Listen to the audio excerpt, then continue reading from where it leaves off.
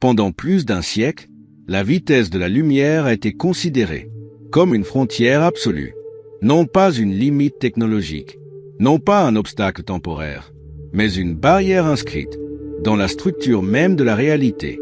300 000 km par seconde. Un chiffre qui semble immense et pourtant dérisoire face aux distances cosmiques. À cette vitesse, la lumière met plus de 4 ans pour atteindre l'étoile la plus proche. Traverser notre galaxie demanderait 100 000 ans et atteindre les confins de l'univers observable dépasserait de loin toute échelle humaine. Cette réalité crée une impression troublante. Nous vivons dans un univers vaste, riche, rempli de mondes potentiels, mais dont la majorité semble définitivement hors de portée, comme si l'univers nous montrait ses merveilles, tout en nous refusant l'accès. Cette sensation n'est pas une illusion. Elle découle directement des lois fondamentales de la physique. Selon la relativité restreinte, plus un objet accélère, plus son énergie nécessaire augmente. À mesure que sa vitesse se rapproche de celle de la lumière, son énergie tend vers l'infini. Atteindre la vitesse de la lumière nécessiterait donc une quantité d'énergie infinie, et la dépasser semblerait tout simplement impossible. Ce principe n'est pas une hypothèse. Il a été vérifié expérimentalement. Des millions de fois, aucune particule massive n'a jamais été observée, atteignant ou dépassant la vitesse de la lumière dans le vide. Cela a conduit à une conclusion radicale. Le voyage interstellaire, tel qu'imaginé dans la science-fiction, serait irréalisable. Les étoiles resteraient des lumières lointaines, les galaxies, des images figées du passé, et l'humanité, confinée à une région microscopique du cosmos. Mais cette vision, bien que rigoureuse, cache une subtilité fondamentale. La relativité ne dit pas que le mouvement plus rapide que la lumière est impossible dans tous les sens. Elle dit quelque chose de plus précis. Rien ne peut se déplacer à travers l'espace plus vite que la lumière, mais elle ne limite pas ce que l'espace lui-même peut faire.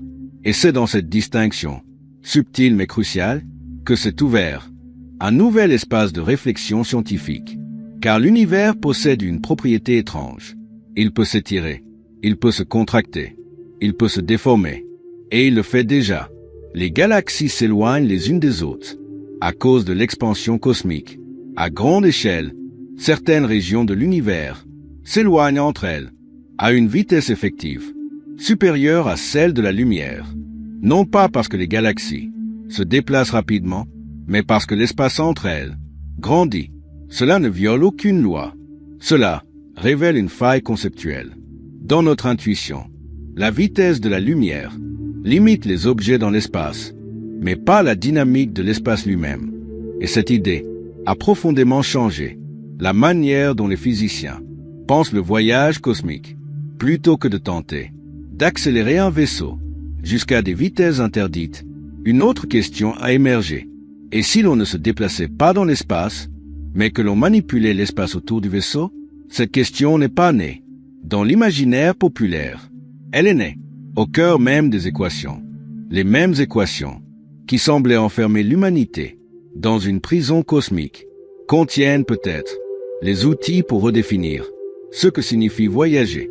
Mais avant d'explorer ces idées audacieuses, il faut comprendre pourquoi la relativité interdit le voyage plus rapide que la lumière, dans sa forme classique, car c'est en comprenant précisément ce qui est interdit que l'on découvre ce qui pourrait être permis. Pour comprendre pourquoi l'idée d'un voyage plus rapide que la lumière a longtemps été rejetée, il faut revenir à ce que la relativité affirme avec précision, sans raccourci ni simplification. La relativité n'interdit pas la vitesse pour des raisons philosophiques. Elle l'interdit pour des raisons géométriques. Dans l'univers relativiste, l'espace et le temps ne sont pas des scènes séparées. Ils forment une seule structure, l'espace-temps. Se déplacer dans l'espace signifie aussi se déplacer dans le temps. Et plus un objet accélère dans l'espace, plus son rythme temporel ralentit. C'est ce qu'on appelle la dilatation du temps. À des vitesses proches de celles de la lumière, le temps d'un voyageur ralentit drastiquement par rapport à celui d'un observateur immobile.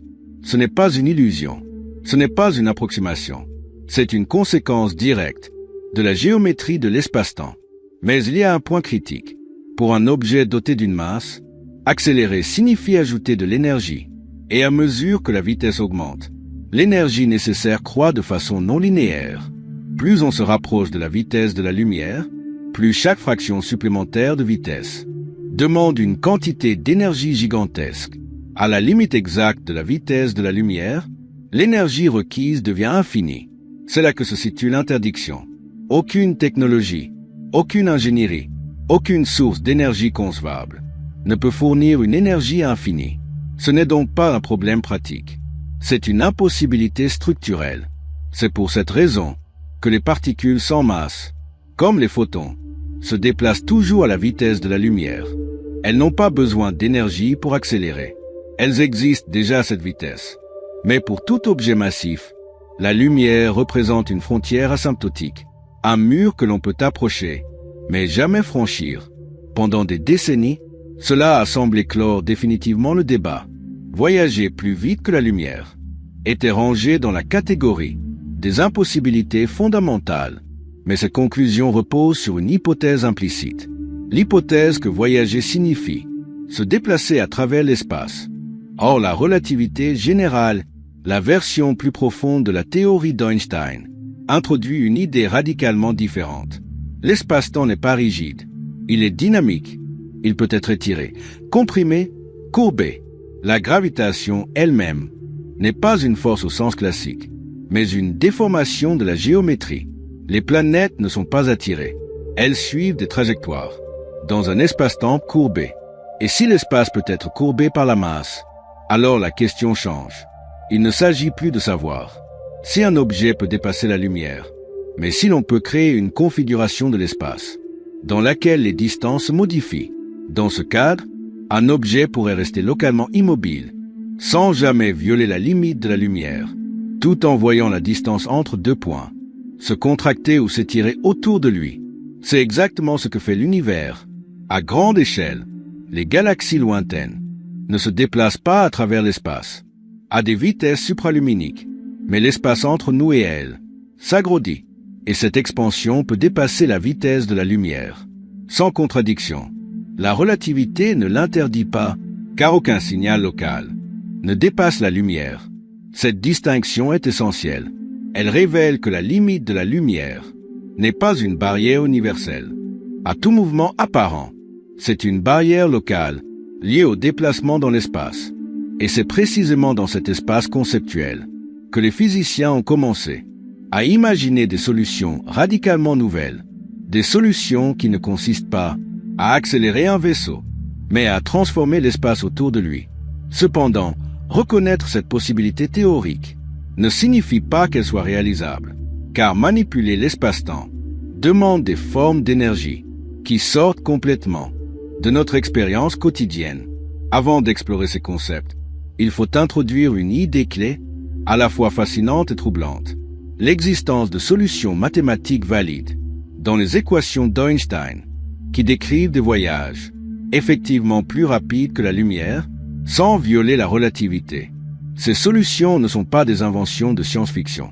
Elles émergent directement des équations fondamentales, mais elles ont un prix énergétique, physique et conceptuel que nous n'avons peut-être pas encore mesuré. Lorsque les physiciens ont commencé à examiner en détail les équations de la relativité générale, ils ont découvert quelque chose d'inattendu. Ces équations, conçues pour décrire la gravitation, ne se contentent pas d'expliquer le mouvement des planètes ou l'évolution de l'univers. Elles admettent aussi des solutions mathématiques exotiques, des configurations de l'espace-temps qui, sans violer aucune loi fondamentale, permettent des effets que notre intuition juge impossibles. Parmi ces solutions, l'une a attiré une attention particulière: la bulle de distorsion de l'espace-temps, souvent appelée bulle de type warp. Le principe est contre-intuitif, mais remarquablement cohérent. Au lieu de propulser un vaisseau à travers l'espace à une vitesse extrême, on modifie la géométrie de l'espace. Autour de lui, devant le vaisseau, l'espace se contracte. Derrière lui, l'espace s'étire. À l'intérieur de la bulle, le vaisseau reste localement immobile ou se déplace lentement. Aucune particule, aucun signal Aucune information ne dépasse la vitesse de la lumière localement. Et pourtant, vue de l'extérieur, la bulle peut parcourir des distances immenses en un temps très court. Le résultat est troublant. Un voyage qui semble 10 fois plus rapide que la lumière pour un observateur lointain, sans que la relativité soit violée. Cette idée n'est pas née dans l'imaginaire populaire. Elle a été formalisée mathématiquement par un physicien. Dans les années 90, sa solution montrait clairement qu'un tel espace-temps est permis par les équations d'Einstein. Mais immédiatement, un problème majeur est apparu.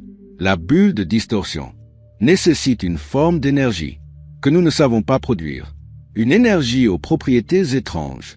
Une énergie qui, localement, possède une densité négative. Dans notre expérience quotidienne, l'énergie est toujours positive. Elle ajoute de la masse. Elle renforce la gravité. Mais les équations de la relativité n'interdisent pas formellement l'existence de régions où l'énergie effective est négative. Ces régions, si elles existent, agiraient de manière opposée à la gravité ordinaire. Au lieu d'attirer, elles repousseraient. Et c'est précisément ce type d'effet répulsif qui permettrait de maintenir une bulle de distorsion stable. Pendant longtemps, cette exigence a relégué le concept de warp au rang de curiosité théorique, car aucune source d'énergie négative n'était connue. Mais la physique quantique a introduit un élément perturbateur. À très petite échelle, le vide quantique n'est pas vide. Il est rempli de fluctuations, d'apparitions et de disparitions, de particules virtuelles. Dans certaines configurations très spécifiques, ces fluctuations peuvent produire des effets équivalents à une énergie négative locale. Ces effets sont minuscules, extrêmement faibles, mais ils sont réels et mesurables. Cela a suffi pour relancer l'intérêt scientifique, car si la nature permet, même brièvement, des densités d'énergie négative, alors le concept n'est plus interdit. Il devient un problème d'ingénierie extrême, et non plus une impossibilité absolue. Cependant, entre une fluctuation quantique à l'échelle microscopique et une bulle de distorsion macroscopique, il existe un gouffre technologique. Les premières estimations montraient que l'énergie nécessaire pour créer une telle bulle dépasserait la masse énergie de planètes entières. À ce stade, le voyage warp semblait mathématiquement possible, mais physiquement hors de portée. Et pourtant, au fil des années, les modèles ont évolué, les géométries ont été affinées, les configurations optimisées, les besoins énergétiques réduits, au moins sur le papier. Ce qui était autrefois totalement irréaliste est devenu presque concevable dans un futur très lointain.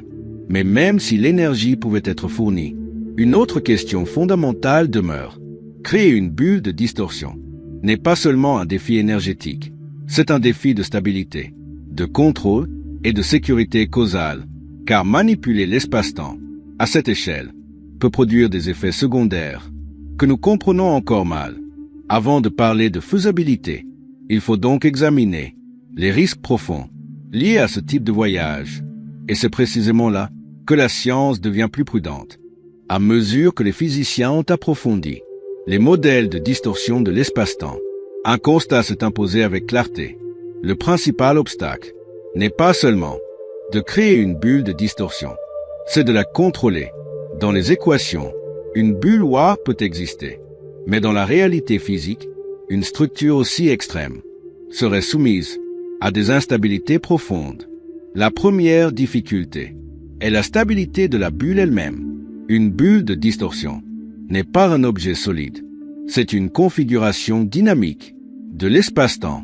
La moindre fluctuation dans la distribution d'énergie peut provoquer une déformation incontrôlée, un effondrement partiel, une expansion asymétrique ou une dissipation brutale. Contrairement à un vaisseau classique, il n'existe pas de matériaux pour contenir ou réparer la bulle. Elle doit être maintenue par un équilibre précis entre différentes régions de l'espace-temps, un équilibre instable par nature. La seconde difficulté concerne l'accumulation d'énergie aux frontières de la bulle. Les simulations montrent que les particules, les radiations et même les champs quantiques peuvent être piégés et amplifiée, au bord de la distorsion. À des vitesses effectives élevées, cette accumulation pourrait devenir extrême. À l'arrivée, l'énergie libérée pourrait être catastrophique. Des rayonnements intenses, des chocs énergétiques, bien au-delà de tout ce que nous savons gérer. Un voyage réussi pourrait ainsi devenir un événement destructeur pour la destination. Mais le problème le plus profond n'est ni mécanique, ni énergétique. Il est causal. Dans la relativité, la causalité est liée à l'ordre des événements dans le temps. La vitesse de la lumière garantit que cause et effet respectent une séquence cohérente. Dès que l'on introduit des déplacements effectifs plus rapides que la lumière, des paradoxes temporels émergent. Dans certaines configurations, un signal pourrait arriver avant d'avoir été émis. Un événement pourrait influencer son propre passé. Ces paradoxes ne sont pas de simples curiosités philosophiques. Ils apparaissent directement dans les équations lorsque certaines conditions sont réunies. La plupart des physiciens pensent que la nature possède des mécanismes de protection, des principes encore mal compris, qui empêchent la violation réelle de la causalité. Certains appellent cela la protection chronologique. Dans ce cadre, les solutions mathématiques qui autorisent les paradoxes existeraient formellement, mais seraient physiquement instables ou inaccessibles. Autrement dit, l'univers pourrait tolérer les équations du voyage supraluminique sans jamais permettre leur réalisation concrète. Cela place la recherche dans une zone délicate. Les physiciens ne cherchent pas à violer les lois de l'univers. Ils cherchent à comprendre jusqu'où ces lois peuvent être étendues sans se contredire.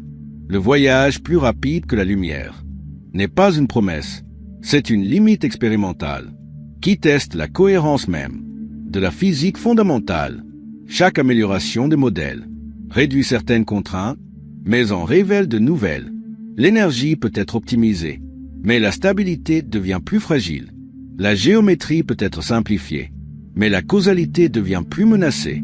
C'est pourquoi, aujourd'hui encore, aucun physicien sérieux n'affirme que le voyage WAR est réalisable à court terme, mais aucun ne peut non plus le rejeter définitivement, car tant que les équations l'autorisent, la question demeure ouverte, et c'est précisément cette tension entre possibilités théoriques et impossibilités pratiques qui fait de ce sujet l'un des plus fascinants de la physique moderne. Mais une autre question commence alors à émerger. Si une civilisation avancée avait surmonté ces obstacles, comment pourrions-nous le savoir? Car les effets d'un voyage manipulant l'espace-temps ne seraient pas discrets. Ils laisseraient des signatures, des traces observables à l'échelle cosmique, et certains scientifiques commencent à se demander si ces signatures n'existent pas déjà, à partir du moment où les physiciens ont admis que certaines formes de déplacement supraluminique étaient mathématiquement permises. Une question s'est imposée presque naturellement. Si une telle technologie existait, laisserait-elle des traces observables? Car manipuler l'espace-temps n'est pas un acte discret.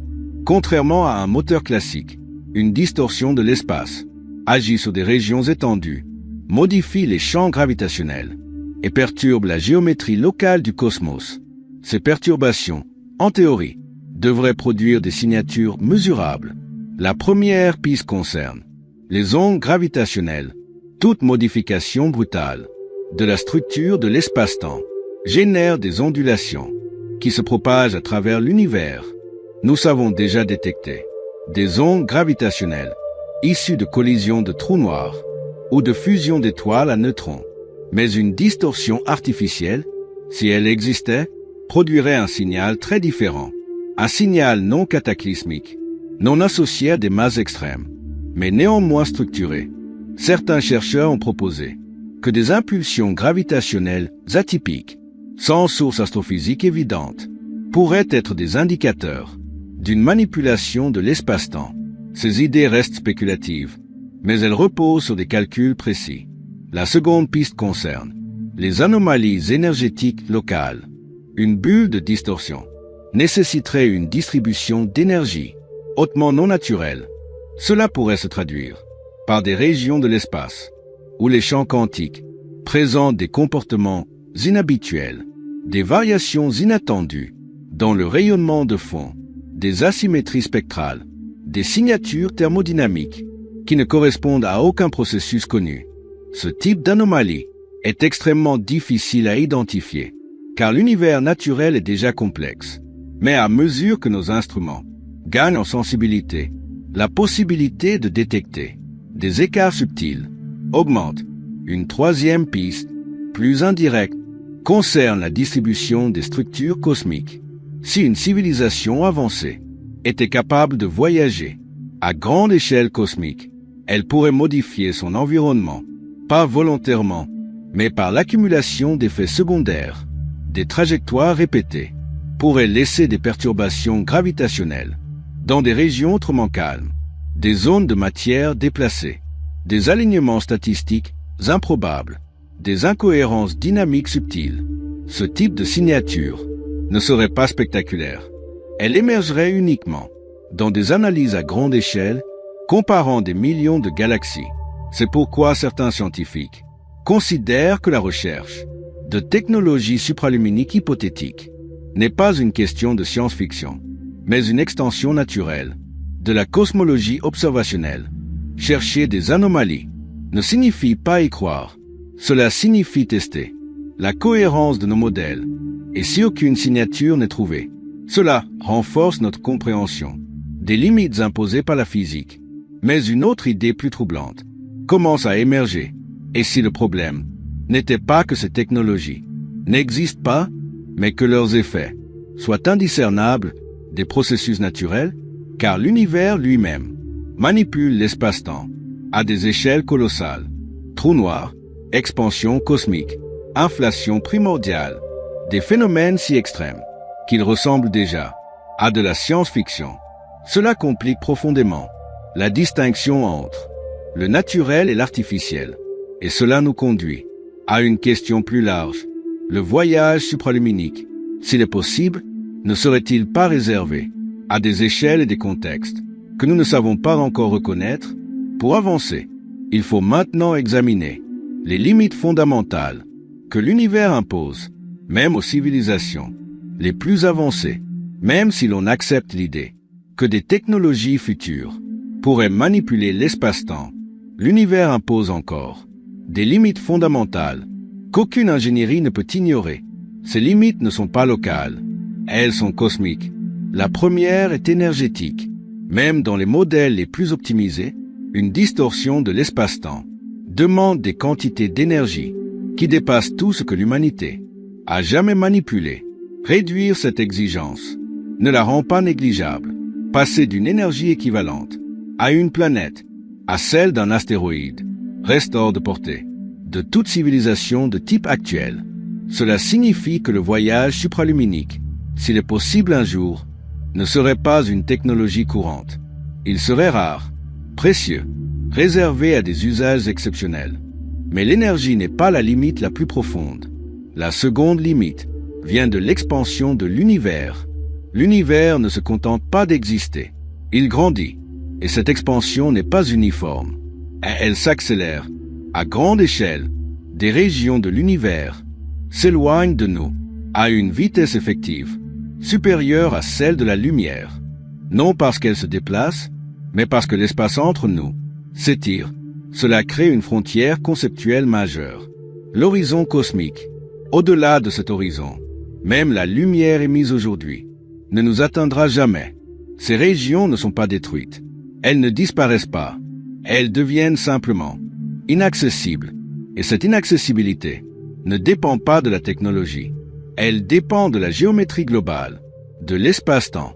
Même un vaisseau capable de distordre l'espace ne pourrait pas nécessairement atteindre ces régions, car l'expansion agit partout, en permanence. Plus une destination est lointaine, plus elle s'éloigne rapidement. À un certain point, la distance augmente plus vite que toute tentative de rapprochement. Cela signifie qu'il existe une limite ultime à l'exploration cosmique, non pas imposée par la lumière, mais par l'évolution même de l'univers. Cette limite est silencieuse, progressive et inévitable.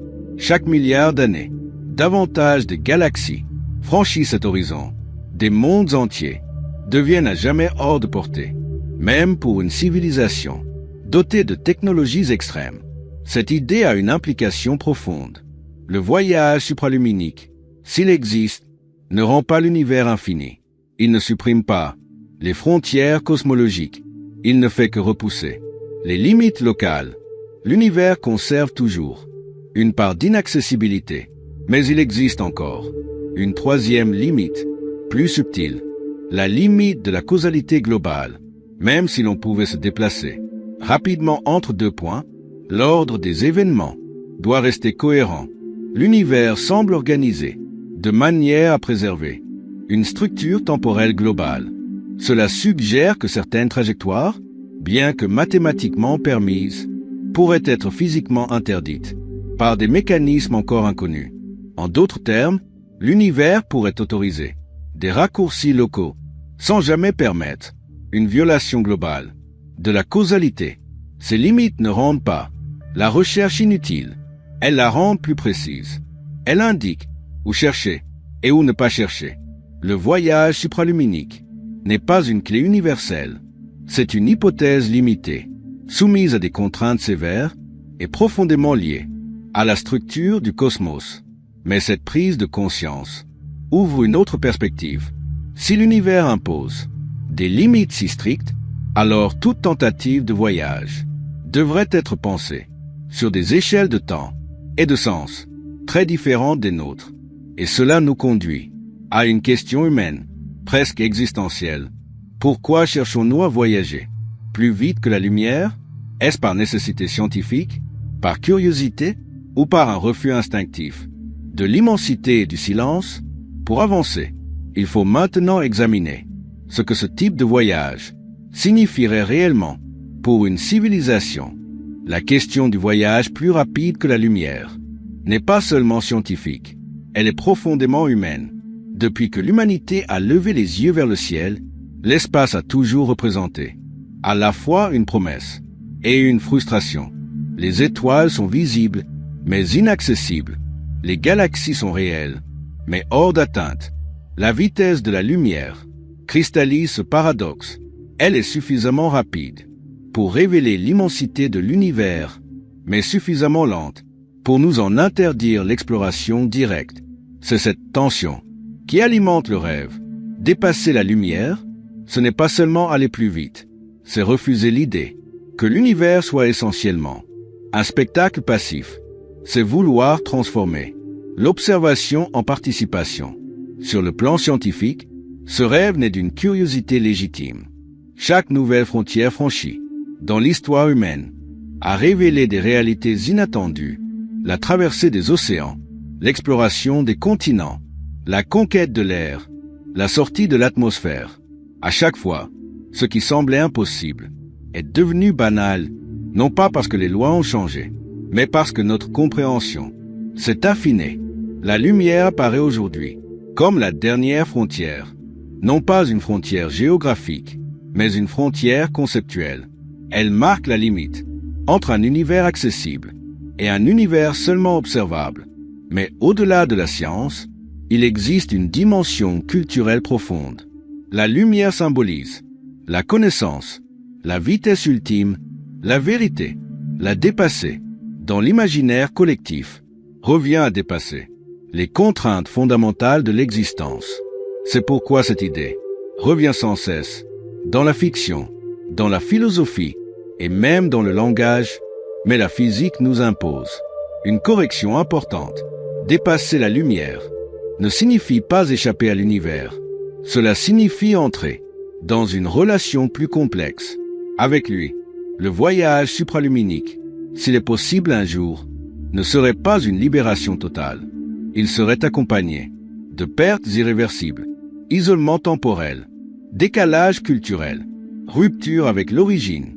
Un voyageur relativiste ne revient jamais vraiment, même à des vitesses subluminiques extrêmes. Le temps vécu diffère radicalement de celui du reste de la civilisation. Un voyage supraluminique accentuerait encore ces fractures. Ce rêve est donc ambigu. Il promet l'accès, mais impose la séparation. Il ouvre l'espace, mais referme le temps. C'est peut-être pour cela que la question persiste, même lorsque les obstacles semblent insurmontables. Elle touche à une inquiétude fondamentale. L'univers est immense, ancien et indifférent. L'humanité, elle, est récente, fragile et consciente de sa finitude. Dépasser la lumière devient alors un symbole, celui d'un refus de l'échelle cosmique imposée. Mais la science moderne introduit une nuance essentielle. Comprendre les limites est parfois plus understanding que les franchir. Le simple fait de poser la question du voyage supraluminique a déjà enrichi notre compréhension de l'espace-temps, de l'énergie et de la causalité. Même si ce voyage n'est jamais réalisé, le chemin intellectuel pour y réfléchir transforme déjà notre vision de l'univers. Mais il reste encore une dimension cruciale à examiner. Si un tel voyage devenait possible, à quoi ressemblerait-il réellement pour un être humain? Non pas dans les équations, mais dans l'expérience vécue. Imaginer un voyage plus rapide que la lumière ne consiste pas seulement à déplacer un point sur une carte cosmique. Cela revient à interroger l'expérience humaine elle-même, car même si les équations autorisent certaines formes de déplacement extrêmes, elles ne disent pas ce que cela signifie d'y être. Pour un voyageur à l'intérieur d'une distorsion de l'espace-temps, le premier choc serait l'absence de mouvement. Contrairement à l'intuition, il n'y aurait pas de sensation de vitesse. À l'intérieur d'une bulle de distorsion, l'espace local est presque plat. Le vaisseau n'accélère pas. Au sens classique, il ne subit ni force extrême, ni inertie écrasante. Du point de vue du voyageur, le départ pourrait être silencieux, presque immobile. Les instruments indiqueraient une progression fulgurante, mais le corps ne ressentirait rien. Cette dissociation entre perception et réalité serait profondément déstabilisante. Mais l'effet le plus radical ne serait pas spatial, il serait temporel. Dans les voyages relativistes, le temps ne s'écoule pas de la même manière pour tous. Même sans dépasser la lumière, un voyageur se déplace vers le futur du reste de l'univers. Dans un scénario supraluminique, ce décalage pourrait devenir extrême. Un voyage de quelques jours pourrait correspondre à des siècles ou des millénaires à l'extérieur. Le voyageur quitterait une civilisation qu'il ne retrouverait jamais. Même s'il revenait, tout aurait changé.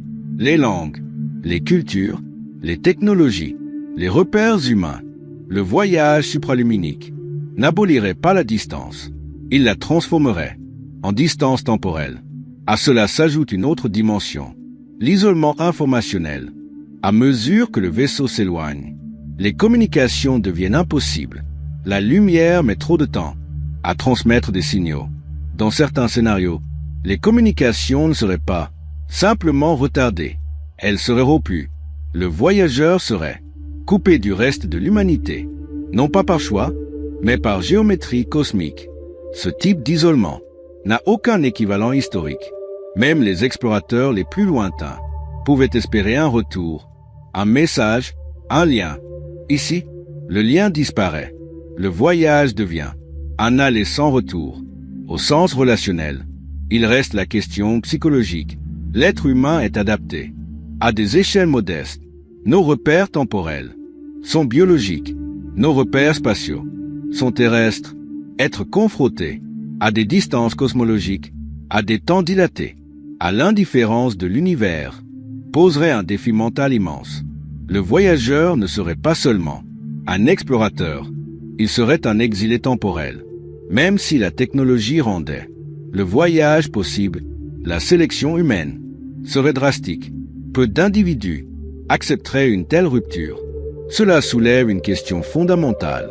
Le voyage supraluminique, s'il existe, est-il réellement un moyen d'exploration humaine ou est-il plutôt une transformation de l'humanité elle-même en quelque chose de différent? Peut-être que la question n'est pas jusqu'où nous pouvons aller, mais ce que nous sommes prêts à perdre. Pour y aller, cette réflexion mène naturellement à une dernière étape. Si le voyage plus rapide que la lumière reste hypothétique, quel est alors son véritable impact sur la science et sur notre avenir? Même si aucun humain n'a jamais voyagé plus vite que la lumière. La simple exploration théorique de cette possibilité a déjà profondément transformé la science. C'est un point souvent mal compris. La valeur d'une recherche ne dépend pas uniquement de son application immédiate. Elle dépend de ce qu'elle révèle sur les lois fondamentales de la nature.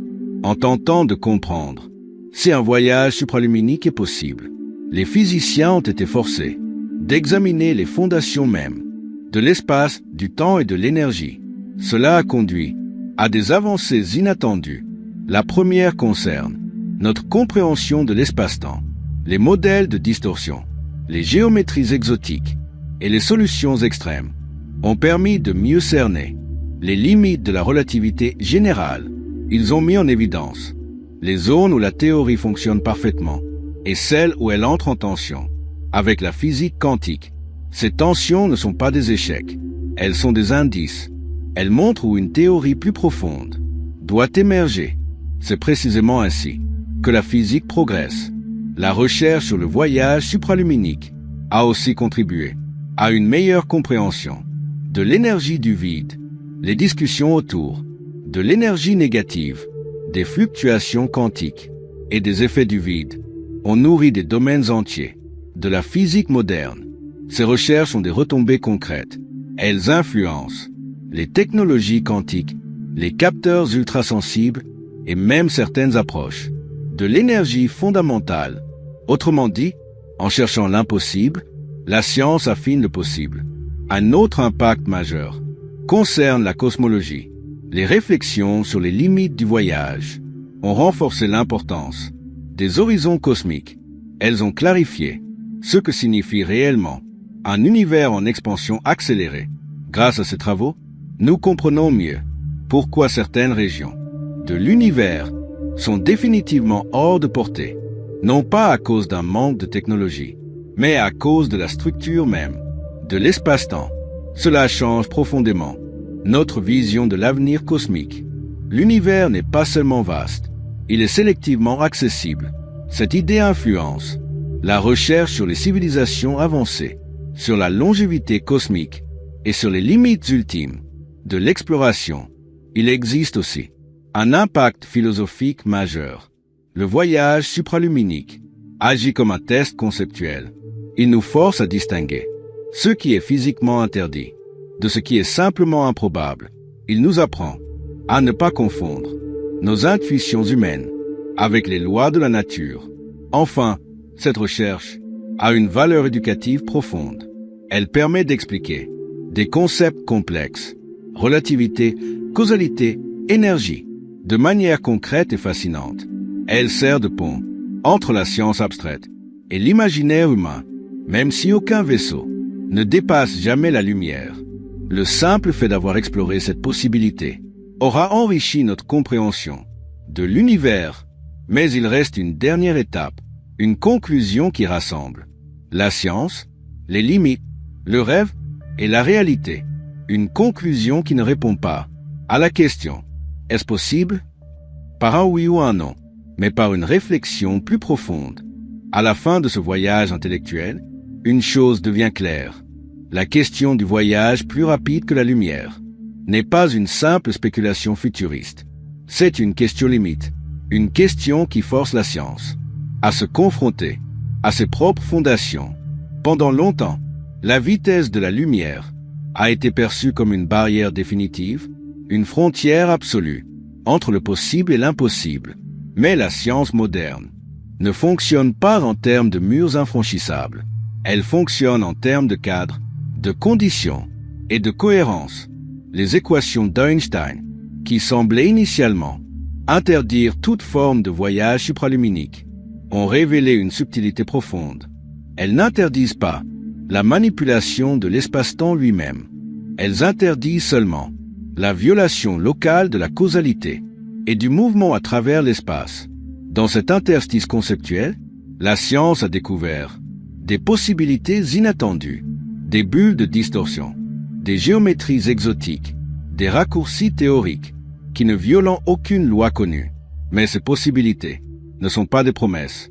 Elles sont des défis énergétiques colossaux, des défis de stabilité extrême, des défis de causalité profonde, et surtout, des défis humains, car même si la technologie existait, le voyage plus rapide que la lumière ne serait pas une aventure romantique, ce serait une rupture avec le temps partagé, une rupture avec la continuité culturelle, une rupture avec l'idée même. De retour, le voyageur supraluminique ne serait pas seulement un explorateur, il serait un témoin isolé d'un futur qu'il n'a pas vécu. La science nous demande donc d'accepter une vérité inconfortable. Tout ce qui est mathématiquement possible n'est pas nécessairement souhaitable, et tout ce qui est physiquement autorisé n'est pas destiné à être réalisé. Mais cela ne rend pas la recherche inutile. Bien au contraire, explorer ses limites nous a déjà appris énormément sur l'espace, le temps, l'énergie et la structure profonde du cosmos. Elle a affiné nos théories, elle a enrichi notre compréhension, elle a élargi notre horizon intellectuel. Le voyage supraluminique agit comme un miroir. Il reflète nos désirs d'exploration, notre refus de l'isolement cosmique et notre fascination pour l'infini. Mais il nous rappelle aussi que l'univers n'est pas construit pour satisfaire nos intuitions. Il obéit à des lois profondes, élégantes et parfois indifférentes à nos ambitions. Peut-être que l'avenir de l'exploration ne réside pas dans la conquête rapide des étoiles. Peut-être réside-t-il dans une compréhension plus fine de notre place dans le cosmos. Comprendre les limites n'est pas renoncer au rêve, c'est lui donner une forme plus mature. Si ce documentaire vous a permis de voir la science, non pas comme une promesse facile, mais comme une exploration honnête des possibles et des impossibles, alors je vous invite à continuer ce voyage. Abonnez-vous à la chaîne pour d'autres plongées profondes dans les frontières de la physique, de la cosmologie et de notre compréhension de l'univers. Laissez un commentaire pour partager votre réflexion, votre question ou simplement ce qui vous a le plus marqué. Chaque échange prolonge cette exploration collective, car comprendre l'univers n'est jamais un acte solitaire. C'est un dialogue permanent entre ce que nous savons, ce que nous ignorons et ce que nous apprenons encore à imaginer. Merci d'avoir voyagé jusqu'ici. Et souvenez-vous, la lumière n'est peut-être pas une frontière à franchir, mais une limite à comprendre.